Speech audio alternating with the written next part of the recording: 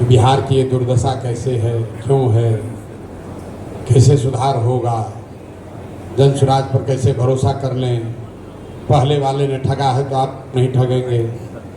तो अक्सर इन बैठकों की में मैं प्लेटो का एक वक्तव्य है जो उसी से शुरू करता हूँ। ग्रीस के बहुत बड़े दार्शनिक थे प्लेटो।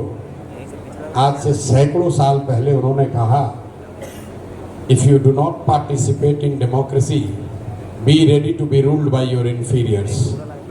अगर समाज में लोकतांत्रिक प्रक्रिया में आप भागीदार नहीं हैं तो इस बात के लिए तैयार रहिए कि कोई मूर्ख आदमी राजा बनकर आप पर शासन करेगा।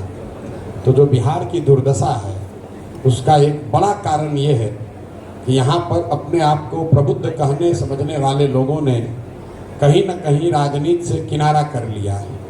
वो बैठ के ड्राइंग रूम में चर्चा करते हैं, बहुत बड़ी बड़ी टिप्पणी करते हैं, अपना उनका विचार भी हो सकता है, लेकिन वो करते कुछ नहीं। लोकतंत्र में भागीदार होने का मतलब ये नहीं है कि हर व्यक्ति राजनीति में आ जाए और चुनाव लड़ने लगे या संगठन करने लगे। लोकतंत्र में भागीदार होने का मतलब ये है कि जागरूक नागरिक होने के नाते कम से कम आपको इतनी जानकारी जरूर हो कि आपके अगल बगल लोकतांत्रिक नज़रिए से, व्यवस्था के नज़रिए से क्या कुछ हो रहा है, ताकि आप उसको समझ सकें, उस पर निर्णय ले सकें, उसका क्रिटिसिज्म कर सकें या उसके सपोर्ट में खड़े हो सकें। आपने सवाल पूछा, पहला सवाल पूछा कि शिक्षा और रोजगार को आप कैसे सुधारेंगे, इस पर अपना नज़रिया बताइए। बिल्कुल बताएंगे, लेकिन इसी चंपारण में, पूर्वी चंपारण में मैं कोई 47-48 दिन पैदल चला और आपने जैसा कहा कि कोई ऐसा सवाल नहीं है जिसका जवाब लोगों ने हमसे मांगा नहीं है। सिर्फ गांव में नहीं जाकर बताया, हर दिन आप YouTube पर, फेसबुक पर वो देख भी रहे हैं, सुन भी रहे हैं, लेकिन राजनीतिक सामाजिक तौर पर आपकी इतनी शून्यता है कि आप देखते हैं, सुनते हैं, लेकिन उसको समझने या उससे जुड़ने का प्रयास नहीं करते हैं।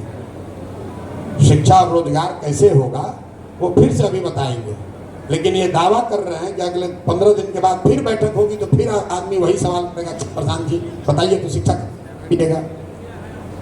आपने जो सवाल किया कि आपके वर्कर यहाँ जन सरोकार के मामले में नहीं जुड़े हुए, बिल्कुल ठीक बात है। बिल्कुल मैं ऐसा कहता हूँ कि हमारे लोगों को ये इस तरह के जन सरोकार के मामलों में नहीं जुड़ना चाहिए। आपका पेड़ जब सूख रहा है, पेड़ के जड़ में घुन लग गया है,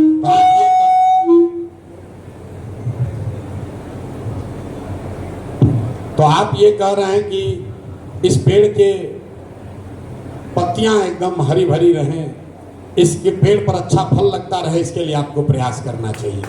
आपको ये समझना है कि ये दुर्दशा है क्यों। जन स्वराज के लोग काम नहीं कर रहे हैं, तो गलत, ठीक बात है, आपका बिल्कुल सही आकलन है, लेकिन आप लोग तो सजग लोग हैं। ट्रैफिक की व्यवस्था तो मोतिहारी में कल खराब हुई नहीं है, भ्रष्टाचार तो कल से हुआ नहीं है, यहाँ पर तो जो समस्याएं हैं वो वर्षों से वैसे ही चली आ रही हैं। चीनी मिल तो कल से बंद हुआ नहीं है, रोजगार की समस्या तो बहुत पहले से है। और आपके यहाँ सांसद एक चुनकर आए हैं, एक बार नहीं, 2 बार नहीं, 4 बार नहीं, 6 बार नहीं, 7 बार से एक ही व्यक्ति चुनकर आ रहा है। तो या तो उन्होंने बहुत अच्छा काम किया है जिसकी वजह से आप बहुत सजग होकर उनको वोट देते हैं, या फिर आप जो कह रहे हैं, जो भोग रहे हैं और जो इस तरह से वोट देते हैं, उन दोनों में कोई सरोकार नहीं है। क्योंकि वोट तो उनको मोतिहारी के लोगों ने ही दिया है, पंजाब के लोगों ने तो दिया नहीं है।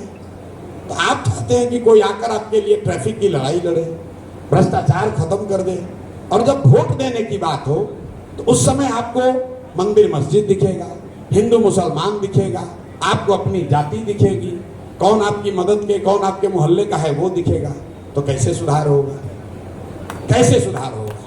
हम 2 बरस से घूम रहे हैं, हर गांव में एक ही भाषण देते हैं। कितना लोग तो सुनते सुनते बोर हो गया है। जो हमारी कई सभा को सुनता है वो कहता है हमको मालूम है इसके बाद अब यही बोलेंगे, क्योंकि हम नई बात बताते नहीं, नई बात बताने के लिए कुछ है नहीं। जिस गांव में जाकर जो बात बता रहे हैं वो सीखता है, फिर दूसरे गांव में जाकर बताते हैं तो उसके लिए तो नया ही है। कम से कम 5000 गाँव में हमने जाकर एक ही सवाल मैंने किया कि भाई बताओ और कुछ हो या ना हो, तुम्हारे गांव परिवार, तुम्हारे पंचायत में शिक्षा रोजगार होना चाहिए कि नहीं होना चाहिए? बड़ा लोग उत्साहित होकर हाथ उठाता है, कहता ना भैया होगा ही होगा, होना ही चाहिए, इतना कहे नहीं होना चाहिए। इतनी समझ तो हम लोग को सबको है कि पढ़ाई रोजगार होना चाहिए। उसको नहीं पता है कि अगला सवाल क्या होने वाला है। फिर हम कहते हैं कि अच्छा आपने अपना बच्चा का चेहरा याद करो और अपने बच्चों के नाम पर बोलो कि आज तक क्या तुमने जीवन में कभी अपने बच्चों के पढ़ाई रोजगार के लिए वोट दिया? 5000 गांव में आज तक किसी ने हाथ नहीं उठाया है। आज भी आपके यहाँ सभा करके आ रहे हैं, कम से कम दोनों सभा मिलाकर 25,000 लोग होंगे। एक भी व्यक्ति ने नहीं कहा कि हम भैया पढ़ाई रोजगार के लिए वोट दिए। आपको हमको लगता है कि हम लोग वोट ठीक दे रहे हैं, नेता लोग काम नहीं कर रहा है। हम रोज लोगों को समझा रहे हैं कि आपका बिल्कुल फंडामेंटल सोच ही गलत है। आपने जिस काम के लिए भी जिसको वोट दिया है वो काम आपका हुआ है। हमने अगर अयोध्या में मंदिर बनाने के लिए वोट दिया है तो अयोध्या में मंदिर बना है। मोतिहारी में चीनी मिल चालू हो या ना हो, अयोध्या में मंदिर आपके वोट की ताकत से बना है। अगर हमने नीतीश कुमार को वोट दिया भरोसा करके, तो इसी बिहार में, इसी मोतिहारी में, जहां कभी 10-10 दिन बिजली नहीं आती थी, हर घर में बिजली आई है। चाहे नीतीश कुमार की सरकार कितनी भी निकम्मी हो, जब लोगों ने बिजली के लिए वोट दिया, बिजली आई है। जब लोगों ने 5 किलो अनाज के लिए वोट दिया, तो कितना भी बिहार में भ्रष्टाचार है, लोगों को 4 किलो अनाज मिल रहा है। आप मोदी और नीतीश की बात छोड़िए, लालू जी के बारे में लोग समझते हैं कि भाई लालू जी को तो वोट दिया, कुछ नहीं किया। ये भी गलत है। लालू जी क्या कहते हैं कि हमको जिसने वोट दिया, हमने गरीबों को, पिछड़ों को आवाज दिया, सम्मान दिया। तो अगर आप बिहार की राजनीति को जानते समझते हैं तो ये मानने में कोई गुरेज नहीं है कि लालू जी के राज में और कुछ हुआ चाहे नहीं, जो गरीब और पिछड़ा था उसको आवाज और सम्मान मिला है, उससे आप इनकार नहीं कर सकते हैं। अगर आपने सिलेंडर के लिए वोट दिया तो सिलेंडर सबके यहाँ बट गया। गुजरात के विकास के लिए वोट दिया तो गुजरात में आप बिजनेसमैन आपसे ज्यादा तरक्की कर रहा है। बिहार का लड़का जाकर पहले पंजाब हरियाणा में खेत काटता था, गुजरात में जाकर नौकरी कर रहा है।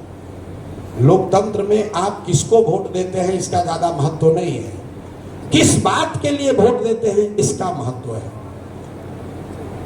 और बिहार में समस्या यह है कि हम लोग को किस विषय पर वोट दे रहे हैं इससे मतलब नहीं है, किसको वोट दे रहे हैं इस पे ज्यादा लगे हुए हैं। अरे भाई, अगर आप वोट दीजिएगा मंदिर के लिए तो मोतिहारी में चीनी मिल नहीं बनेगा। यहाँ पर इसी मोतिहारी में मोदी जी 2014 में आए थे। आप तब मोदी जी को इतना नहीं जानते होंगे, आप तो सुशील मोदी को जानते होंगे। नरेंद्र मोदी का स्पीच हमने लिखा है इसी मोतिहारी ग्राउंड में 2014 में। उन्होंने कहा कि इसी चीनी मिल से बनी हुई चीनी से चाय पिएंगे तब वोट मांगने आएंगे। आप कहिए भैया तो मोदी जी का आप ही सिखाए थे, आप ही का गलती है। ठीक बात है, मेरा गलती है। उस चुनाव के बाद मोदी जी कितनी बार आ गए, 5 बार 6 बार चुनाव हो गया, आज तक वो मिल चालू नहीं हुई। लेकिन लोग यहाँ मोतिहारी के लोग किसको वोट दे रहे हैं? लगातार उसी बीजेपी वोट दे रहे हैं। वो चीनी मिल नहीं चालू हुआ, छोड़ दीजिए। हम जब यहाँ पैदल चले तो लोगों ने कहा भैया इसके लिए आवाज उठाइए। हमने काहे उठाए?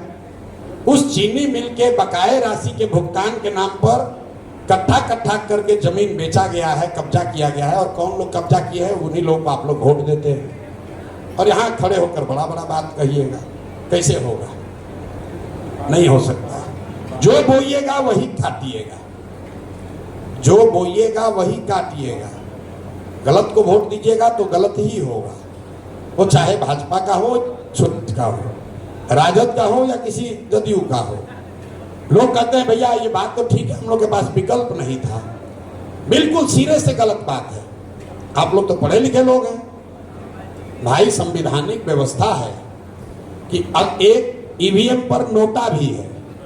लोग कहता है भैया नोटा को दबाने से क्या होगा? बिल्कुल होगा। अगर नोटा को सबसे ज्यादा वोट मिल जाए तो फिर से यहाँ पर चुनाव होता, लोगों को फिर से नए प्रत्याशी देने पड़ते। ये संवैधानिक व्यवस्था है। आपको तो वो करना नहीं है, आपको तो वोट देना अपना संबंध बनाने में नेताजी को। अब फिर सोचिएगा कि कोई दूसरा आदमी आए, हमारा लड़ाई लड़ के हमारा ठीक कर दे। बिहार के आदमी को सुधरना नहीं है। यहाँ के लोगों को 5 बरिस बैठ के गलचौर करना है। हम लोग भोजपुरी में कहते हैं ना, बकैती बहुत है। गांव में चलते हैं तो लोगों को यहाँ राजनीति बहुत समझ में आता है, काम कुछ नहीं करता है लेकिन राजनीति बहुत बतियाता है। गांव में चलते कहता है भैया वो फिलिस्तीन इजराइल में लड़ाई लगा है, वो कैसे सुधरेगा, फिलिस्तीन का कैसे होगा। यूक्रेन रशिया में जो लड़ाई चल रहा है तो उसमें क्या लगता है रशिया वर्ल्ड वार 3 हो जाएगा। बिहार के गांव में बैठ के लोग इस तरह का सवाल करते हैं, मजाक नहीं कर रहे हैं, ये सब समझ उसको है, खाली ये नहीं समझ है कि अपने बच्चा का पढ़ाई या रोजगार कैसे होगा।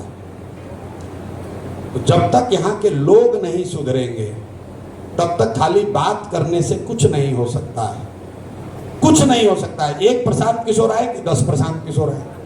कुछ लोग खड़ा होकर कहता है कि भैया आप पर काहे भरोसा करें, क्यों आप पर भरोसा करें, आप भी तो ठग सकते हैं। हम कहते हैं भाई बिल्कुल भरोसा मत करो, हम शकल से इतने बड़े बेवकूफ तो नहीं दिखते हैं कि हमको आपको अगर ठगना हो, आपका गला काटना हो तो कहेंगे कि हम आपको ठगने वाले हैं। इस सवाल का कोई मतलब है कि भैया आप पर भरोसा कैसे करें। अरे भाई अगर आपको आपके साथ हमको घात करना है तो क्या कभी मैं जीवन में कहूंगा कि आपके साथ धोखा करने वाला हूं। आपको तो यही ना कहूंगा कि आप हम पर भरोसा कीजिए, आगे ना जाकर आपके घात करेंगे। जो हिंदी का शब्द है विश्वासघात, उसमें विश्वास पहले है, घात बाद में है। जिस व्यक्ति पर आप विश्वास नहीं कीजिएगा वो आपके साथ घात नहीं कर सकता है। तो घात करने वाला आदमी कभी ये नहीं कहेगा कि आप हम पर भरोसा मत कीजिए, हम आप पर घात करने वाले हैं। फिर आप निर्णय कैसे लेंगे। निर्णय लेने का एक फॉर्मूला है। भाई मान लीजिए आपको डायबिटीज है, चीनी का रोग है, डॉक्टर को दिखाए मोतिहारी में, चीनी का रोग नहीं सुधरा। फिर पटना गए, वहां पर भी डॉक्टर ने कहा, कुछ दवा दे दिया, चीनी कंट्रोल में आ गया, रोग नहीं ठीक हुआ। फिर आप दिल्ली गए, एकदम आप घबराए हुए, भैया चीनी का रोग हो गया, बड़ा संकट आ गया है। दिल्ली गए, वहां भी डॉक्टर ने कहा कि ना भैया कुछ भी कर लीजिए, अब ये रोग ठीक नहीं होगा, संयम से रहिए, योगा कीजिए, पदयात्रा कीजिए, सुबह में टहलिए, ज़्यादा चीनी मत खाइए, तब आप काम आपका चलता रहेगा। आप घर आ गए, भाई चीनी का रोग है, अपने दोस्त मित्र परिवार को भी बताते हैं, अब हमको संयम से ही रहना पड़ेगा, जो है उतना ही ठीक है, अब हम बहुत स्ट्रांग नहीं हो सकते हैं। आपने अपनी स्थिति को स्वीकार कर लिया, अंग्रेजी में कहते हैं पैलिएटिव केयर, कि भैया हम मरे नहीं और स्थिति बिगड़े नहीं, संयम से रहे। किसी ने अचानक दोस्त ने मित्र ने आपको बता दिया कि भैया बंगलोर में एक नया डॉक्टर आया है, वो बता रहा है वो दवा ऐसा कर रहा है जिससे चीनी का रोग का इलाज हो जाएगा। आप तुरंत कहिएगा भाई चलो यार एक बार बंगलोर भी ट्राई कर लेते हैं। डॉक्टर के पास आप पहुंचे, डॉक्टर ने कहा, डॉक्टर साहब ने पूछा कि सर आपने सुना है आप चीनी के रोग का इलाज जानते हैं, तो कहेगा हाँ भाई एक दवा तो आई है लेकिन अंडर ट्रायल दवा है। अमेरिका में अंडर ट्रायल दवा है, 50% चांस है कि शायद आपका चीनी का रोग ठीक भी हो जाए, थोड़ा रिस्क भी है, साइड इफेक्ट भी हो सकता है। आप क्या कहिएगा? अगर आप कंसेंट दीजिए तो हम ट्राई करते हैं, आपको हम दवा लिख सकते हैं। आप क्या कहिएगा? चलो भाई 50% तो चांस है, देके देख लो शायद ठीक हो जाए। आप क्यों कहते हैं? क्योंकि 50% संभावना है कि रोग आपका ठीक हो जाए। तो बिहार में जनसुराज वही नई दवा है, गारंटी कुछ नहीं है, हम भी ठग सकते हैं, लेकिन जो आपके पास पहले से विकल्प है वो एक्सपायर दवा है। भाजपा है, राजद है, जदयू है, कांग्रेस है, उसको देख लिए, वोट दे लिए, उसका राज बना दिए, उसको भोग लिए, समझ लिए कि भैया इससे सुधार नहीं होने वाला है। एक नई दवा आई है जिसका नाम है जनसुराज। इसमें सुधार हो भी सकता है, नहीं भी हो सकता है, निर्णय आपको करना है कि आप एक्सपायर दवा खाना चाहते हैं कि नया दवा ट्राई करना चाहते हैं। जनसुराज भी नहीं सुधरेगा, 5 वर्ष में उसको भी हटा दीजिएगा। लोकतंत्र का नियम जो है, आप लोग तो सब पैसे वाले लोग हैं, दक्षिण के राज्यों में जाते होंगे, पूरे देश की जो इकोनॉमी है उसका 1/3 इकोनॉमी सिर्फ 5 राज्यों में है। सिर्फ 5 राज्यों में देश का 1/3 जीडीपी है। केरल, तमिलनाडु, कर्नाटक, आंध्र प्रदेश और तेलंगाना, इन 5 राज्यों में देश की 1/3 अर्थव्यवस्था है। इन 5 राज्यों में भाषा अलग अलग बोली जाती है, अलग अलग दल के लोग वहां नेतृत्व कर रहे हैं, अलग अलग विचारधारा के लोग हैं। फिर वहां पर इतनी तरक्की क्यों हुई है? वहां पर भी तो बड़ा भ्रष्टाचार है, वहां पर भी इसी देश का संविधान है, वहां का भी नेता सब हरिश्चंद्र नहीं है। लेकिन उन 5 राज्यों में एक चीज कॉमन है जिसने उन राज्यों को आगे बढ़ाया, वो ये कि पिछले 78 साल में उन पांचों राज्य में कोई भी दल, कोई भी नेता आज तक 10 वर्ष से ज्यादा मुख्यमंत्री नहीं बना है। जनता वहां पलटती रहती है, किसी को मौका दिया, काम नहीं किए, काम किए, आपको हटा के दूसरे को देता है। लोकतंत्र जिंदा है। बिहार में 35 वर्ष हो गया, बदलना ही नहीं। एक बार वोट देने लगे अपने सांसद महोदय को, तो सांसद महोदय चाहे मधु मोतिहारी को ले जाके बेच दें, फिर भी आप लोग वोट उन्हीं को दीजिएगा। अब फिर अपेक्षा कीजिएगा कि सुधार हो, तो सुधार तब होगा जब आप लोकतंत्र को जिंदा कीजिएगा, जब नेताओं